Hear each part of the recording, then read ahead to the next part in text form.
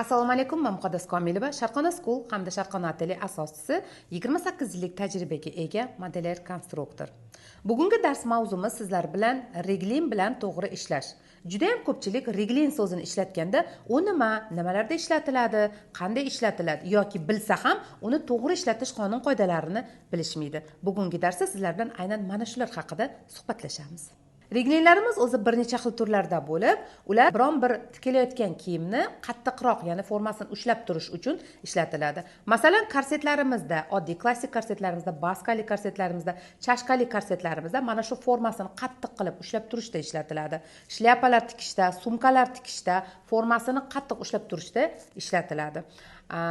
Uni enli setkali reglinlarimiz esa oqshom liboslarimiz etak qismlarida etagini kengaytirib, mana shu formasini chiroyli ushlab turishida mana shu setkali reglinlarimiz ishlatiladi.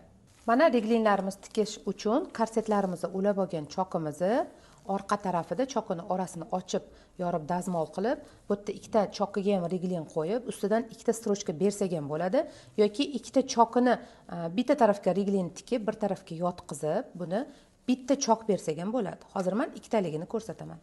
Mana buning uchun 1 sm li chokda ulab olgan chokimiz. Buni ochamizda mana bu reglinimizni 0,8 mm li razmeri. Bu reglinni mana shu chokimizga qo'yib, mana bu ulangan chokdan 1-2 mm qochirib bu yoqda tikib olamiz. Tepasiga mana bu yerga astar ulash uchun 1 sm qoldirib, keyin tikamiz.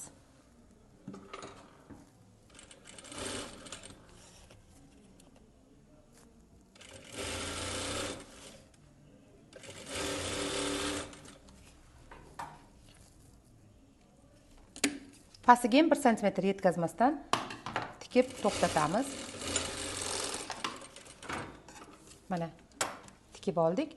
Ikkinchi chokimizga ham xuddi shunaqa qilib, bunga ham tikib olamiz. 1 sm pastroqdan.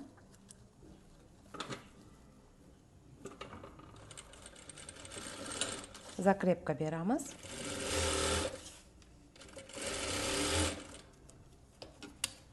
Bir sm yetkazmasdan to'xtatamiz.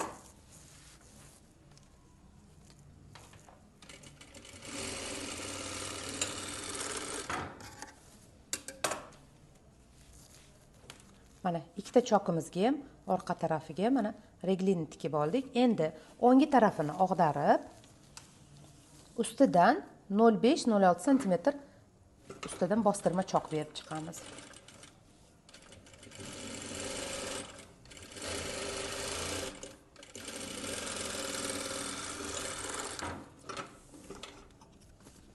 Endi ikkinchi tarafini ham xuddi shu usulda bostirma chok berib chiqamiz.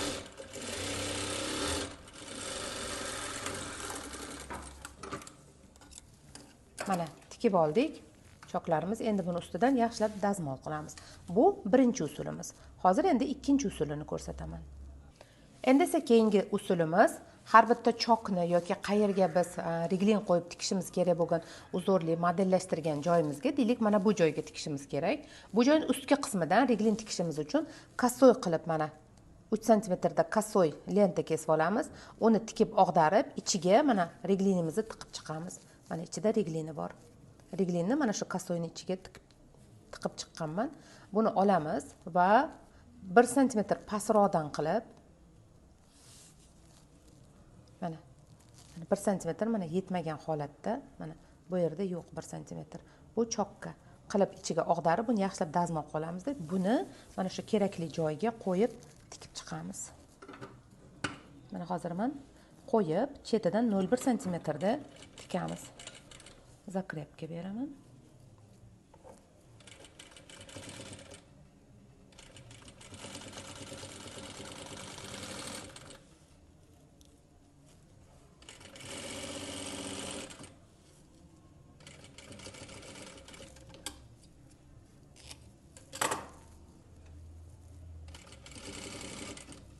Mana bu joyini 1 sm yetkazmasdan buni olib 1 sm ni kesib tashlaymiz. Chunki bu yerga mana 1 sm mana yetmasdan bo'lishi kerak.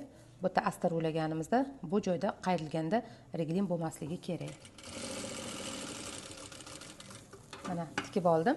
Endi og'darib bu tarafidan ikkinchi tarafidan ham 0,1 santimetr mana shu ustidan bostirma choq berib chiqamiz. Ortiqcha iplarni sirazi kesamiz.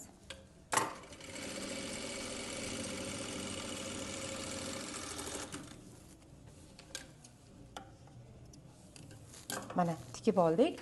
Endi esa keyingisini xuddi shuni, masalan, bu tarafiga uzr ustidan tikadigan bo'lsak, buni ham 1 santimetr chiqarib kesib tashab, mana kesib tashadik. Mana bu yoqda yo'q. Buni ham qo'yib, mana shu kerakli joyiga qo'yib olib, buni ham tikamiz.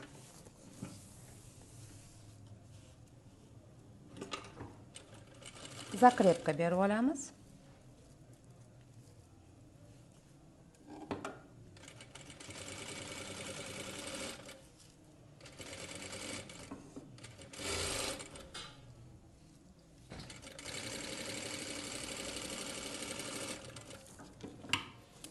Mana keragini kesaman.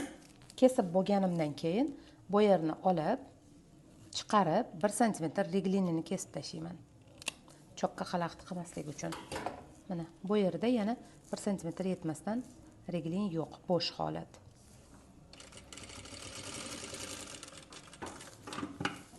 Aylantirib, ikkinchi tarafidan ham xuddi shunday 0,1 santimetr choq berib chiqamiz. Mana choqi yo'q joylariga ham ustidan xuddi mana shu usulda reglinlarimizni tikib chiqsak bo'ladi. Bu korsetlarda ishlatiladi bu choqlarimiz. Bu reglinlar bilan to'g'ri qonun qoidasi bilan ishlash, har bittasini razmerlari, o'lchamlari, qaysi kiyimda qanday foydalanishlari men oqshom liboslari kursimda batafsil buni ma'lumot berib o'rgatganman va amalda chashkali korsetlarimizda, klassik korsetlarimizda, oqshom liboslarimizda qanday ishlatilib tikilishlarigacha buni razmerlari bilan ko'rsatganman. Aytgancha tez orada mana shu 1 yilda bir marta ochiladigan oqshom liboslari kursimga start beraman. Bu oqshom liboslarimizda biz ayollar liboslarini, qiz bolalar tug'ilgan yoshdan to katta yoshdagi ayollarni asos andozalarini standart, no standart, individual qomatlarga chiqarishni, ularni har xil murakkab turdagi fasonlarga modellashtirishni va biri-biridan chiroyli bir necha xil turdagi korsetlarni, klassik uslubdagi korsetlar, baskali korsetlar, maykali korsetlar, koftalarni, kiyimlarni ustidan taqadigan, qorinni tortadigan korsetlar, yana chashkali korsetlar va mana shu chiqargan korsetlarimizdan biz foydalanib, oqshom liboslarini tikib, drapirovka, gullar kompozitsiyasi, qo'l mehnatlaridan foydalanib, biri-biridan chiroyli liboslarni tikishni o'rgatganman.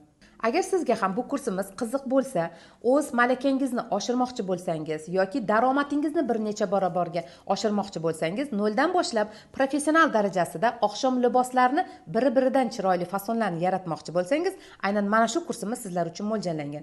Bu kursga ro'yxatdan o'tish uchun video tagida men silka qoldiraman. Mana shu silka orqali ro'yxatdan o'tib, ism, familiyangiz va telefon raqamingizni qoldirsangiz, kurs boshlanishidan oldin adminlarim sizga aloqaga chiqishadi va kursimiz haqida batafsil ma'lumot berishadi. Endi esa oqshom liboslarimizni setka, mana bu fatinni etak qismida mana bunaqa reglin tikiladi. Setkali reglin, jilkali, jilkadan qilingan bu kassoy, mana har xil anaqaga cho'ziladi. Bu yoqqa ko'pchilik mana shuni tikishda ham qiyshiq tikadi, noto'g'ri tikib qo'yishadi. Keling, hozir ko'rsataman.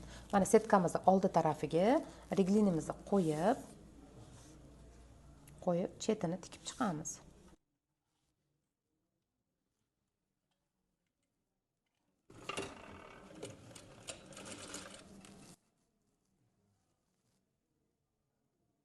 Cho'zmasdan cho'zib olsak, bu yig'ilib qolib, mana bu yig'ilib qoladi.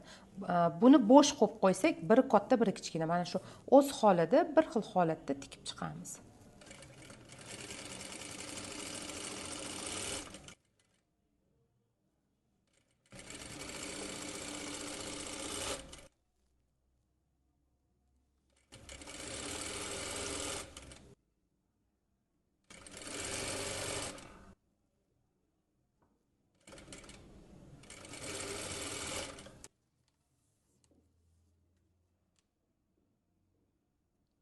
nol uch, 0,5 santimetrgacha tikib chiqamiz chetini.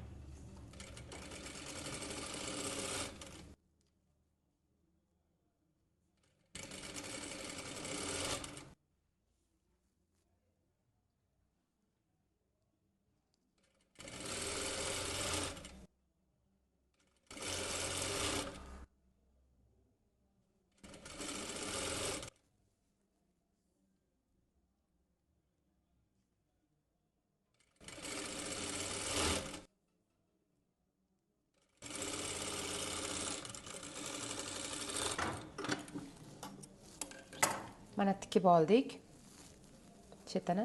Endi buni og'darib, ortiqcha iplarni kesib olamiz. Endi buni og'darib, orqa tarafga og'darib, mana bu joydan tikib chiqamiz.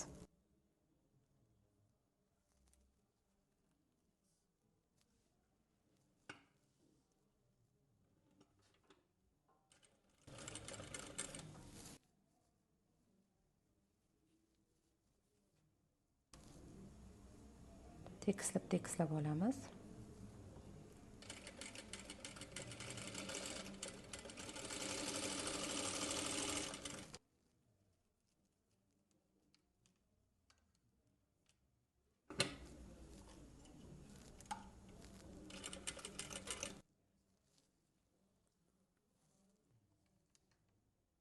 Mana bu setkani bo'sh qo'yib, reglinni ozgina tortamiz, salgina.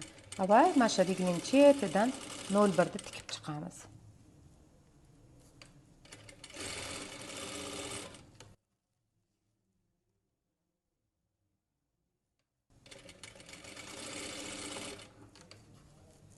Reglinni tortmasalaringiz setka yig'ilib qoladi. O'shaning uchun sal reglinni tortib tikamiz.